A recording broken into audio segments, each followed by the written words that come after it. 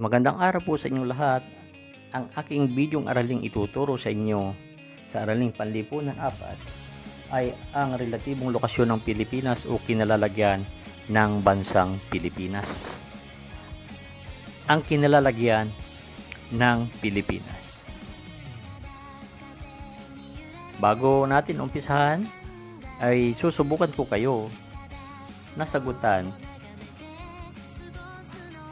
ang aralin nung nakaraang linggo kung kayo ba ay natuto.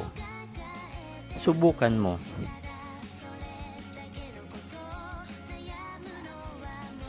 Ihanda mo ang iyong sarili. Subukan mong sagutin ang sumusunod na mga tanong. Paano to? Basahin ang bawat tanong at kunin ang sagot sa loob ng kahon at isulat sa iyong notebook o kwaderno. Sa parting yan, pipili kayo ng sagot doon sa nakapaloob dito. May Amerika, Pilipinas, Timog, 7,107, Lupa, Kanluran, Tubig, Globo, Silangan at Hilaga. Sa anong bansa ka nabibilang? Ano ang tawag sa isang representasyon o modelo ng mundo na nakatutulong sa paghahanap ng lokasyon sa isang lugar? Ano-ano ang apat na pangunahing direksyon? Ano ang dalawang bahagi ng mundo? Ilang pulo ang bumubuo ng bansang Pilipinas? Ngayon, kung nasagot na ninyo sa inyong kwaderno, ay mangyari na itama ninyo ang mga sagot. Yan, ito na yung tanong. Sa anong bansa ka nabibilang? Ito yung sagot, Pilipinas. Ano ang tawag sa isang representasyon o modelo ng mundo na nakatutulong sa paghahanap ng lokasyon sa isang lugar? Ang sagot ay globo. Ano-ano ang apat na pangunahing direksyon? Meron tayong hilaga, silangan, kanluran at timog. Ano ang dalawang bahagi ng mundo? Lupa at tubig. Ilang pulo ang bumubuo ng bansang Pilipinas? 7,107. Ang kinalalagyan ng Pilipinas. Ang Pilipinas ang ikalawang kapuluang matatagpuan sa rehiyong Timog Silangang Asya sa gawing itaas ng Ecuador. Ang Pilipinas ay tinaguri ang pintuan ng Asya na sa pagitan ito ng latitude ng 4 na degree hanggang 21 degree, hilagang latitude at 116 degrees hanggang 127 degrees silangang latitude. Yan. Ang kinalalagyan ng Pilipinas. Ang relatibong lokasyon o kaugnay na kinalalagyan ng bansa ay ang lokasyon ng isang lugar ayon sa kinalalagyan ng mga katabi o kalapit nitong lugar. Ang kinalalagyan ng Pilipinas. Mga katabing bansa ng Pilipinas, sa parting hilaga, nandiyan yung Taiwan, China at Japan. Sa parting silangan naman, nandiyan yung Micronesia at Marianas. Sa parting timog naman, nandiyan yung Brunei at Indonesia. Sa parting kanluran naman, nandiyan yung Vietnam, Laos, Cambodia at Thailand. Ang kinalalagyan ng Pilipinas. Ang Pilipinas ay mayroong tinatawag na pangunahing direksyon. Kung pangunahing direksyon ang pagbabatayan, ang Pilipinas ay napapaligiran ng mga sumusunod. Pero tayo tinatawag na pangunahing direksyon, anyong lupa at anyong tubig. Sa pangunahing direksyon, sa parting hilaga, ang anyong lupa nakapaloob dyan ay ang bansang Taiwan. Anyong tubig naman ang Bashi Channel. Sa parting silangan, kung napapansin nyo, dito sa kahon na to, walang anyong lupa sapagkat puro katubigan ang nakapaloob dyan o tinatawag na karagatang Pasipiko. Sa parting timog naman, yung tinatawag na Indonesia, ang anyong lupa niya, yung kalupaan, at anyong tubig naman yung Silibisi Sea at Sulu Sea. Sa kanluran naman, sa parting kanluran, yung tinatawag na Vietnam, anyong tubig naman, ang nakapaloob dito yung tinatawag na South China Sea o tinatawag na Philippine Sea. Okay, ang kinalalagyan ng Pilipinas. Sa pagitan ng mga paunahing direksyon, ay meron tayong tinatawag na pangalawang direksyon. Sa unang direksyon, nandiyan yung hilaga o north, east o silangan, west o kanluran, at sa litrang S, south or timog. Okay, kung pagbabatayan ay ang pangalawang direksyon, nandun tayo sa gitna. Pagkapag nasa gitna ka ng hilaga at silangan, itinatawag na hilaga ang silangan. Kapag nasa gitna yung bansa mo ng kanluran at hilaga, itinatawag na hilagang kanluran.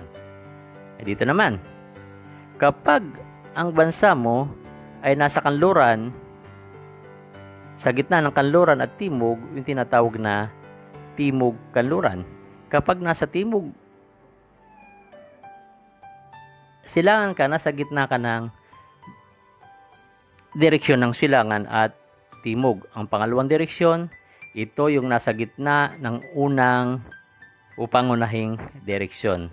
Tandaan, kapag ikaw ang lokasyon mo ay nasa pagitan ng unang direksyon, yung tinatawag na hilaga, timog, kanluran at silangan, nakapaloob ka doon sa tinatawag na pangalawang direksyon o hilagang pangalawang direksyon ng kinalalagyan ng inyong mga bansa. Ang Pilipinas daw ay nakapaloob sa timog silangang Asya. Okay, alright. Kasunod, ang kinalalagyan ng Pilipinas. Kung pagbabatayan ang mga pangunahing direksyon, matutukoy rin ang kinalalagyan ng Pilipinas. Sa parting lugar na yan, yung dagat Pilipinas o hilagang silangan. Isla ng Parasil, yung tinatawag na hilagang kanluran. Isla ng Palau, ang tinatawag natin na timog silangan. At Borneo naman ang timog kanluran. Yan, kaya Isla ng Palau. Nandun tayo sa Isla ng Palau. Kinalalagyan ng Pilipinas. Sagutin ang mga sumusunod na tanong. Ano ang ibig sabihin ng kinalalagyan, ang kaugnayan na kinalalagyan? Ano ang pumapalibot na anyong tubig o anyong lupa sa Pilipinas? Kung pagbabatayan ang mga pangunahing direksyon. Ano-ano ang pumapalibot sa Pilipinas kung pagbabatayan ang mga pangunahing direksyon? Pang-apat, saang bahagi ng Asya matatagpuan ang Pilipinas? Okay, sagutan ninyo yan.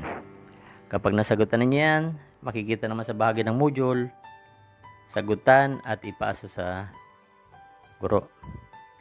Gawin mo. Pag-aralan ng mapa, ano-ano ang makikita sa paligid ng Pilipinas ayon sa mga pangunahing direksyon, sa mga pangalawang direksyon.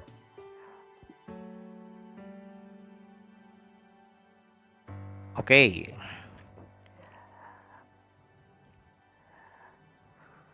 Ano daw makikita sa parting ito? Anong pag-aralan ng mapa, ano makikita sa paligid ng Pilipinas ayon sa mga pangunahing direksyon, sa mga pangalawang direksyon? Okay, anong parte raw? Halimbawa dito sa parting kanluran. Yan. Parting hilaga, anong bansa yung makikita dyan? Sa parting silangan, anyong lupa, anyong tubig makikita dito? Dito naman, sa parting south o timog, anong karagatan o lupa ang matatagpuan dito? Sa parting kanluran naman, anong bansa ang nakadikit dito o nakatapat dito? Makita ba, diba? Nakikita sa mapa. Yan yung unang direksyon. Pero kapag ito sa pangalawang direksyon, dito sa parte na to, tinatawag na hilagang kanluran, dito sa parte sa gitna nito, anong bansa ang nakapalibot dyan? Anong anyong lupa? Anong anyong tubig? Katulad na nabanggit ko kanina. Okay? Mga pangunahing direksyon, anong mga lugar ang naka dyan, yung sa parting hilaga. Dito, parting hilaga rito. Ito, anong nilalagay dito? Taiwan o Celebes o Basi Channel. Dito naman sa parte rito, yung tinatawag na bansang yan. Anong mga bansa yun? Nabanggit ko kanina. Okay. Sa parting timog dito, anong anyong lupa, anong anyong tubig. At sa parting silangan naman, anong karagatan ang nakapalibot dito. Sa pangalawang direksyon naman, o tinatawag na hilagang kanluran. Sa hilagang kanluran, anyong tubig ang makikita rito at anyong lupa. Yan. Gawin mo. Sa mga litra na nakapalibot, anong direksyon, saan direksyon tumutukoy yan? Yan ba'y tumutukoy sa bawat litra? Hilaga, timog kanluran, etc. etc. Okay. Sana nakatulong itong aralin ito sa inyo. At subscribe and like na rin para sa susunod na video ay updated kayo sa mga bagong bidyong lalabas. Okay, natutunan ko. Ano ba yung natutunan mo? Tingnan ang mapa o sa globo. Sulat ang mga lugar na nakapaligid sa Pilipinas sa bawat pangalawang direksyon. Dito naman tayo. Anong nakapaligid sa Pilipinas kung pag-uusapan ay hilagang parting pangalawang direksyon? Anong anyong lupa ang nakapalibot doon? Anong anyong tubig ang nakapalibot doon? Okay. Tingnan ang mapa.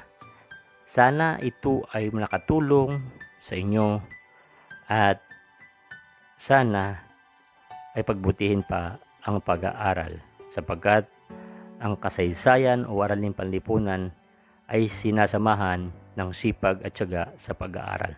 Sana makatulong ang batang masipag may nakakamit na bukas. Bye-bye.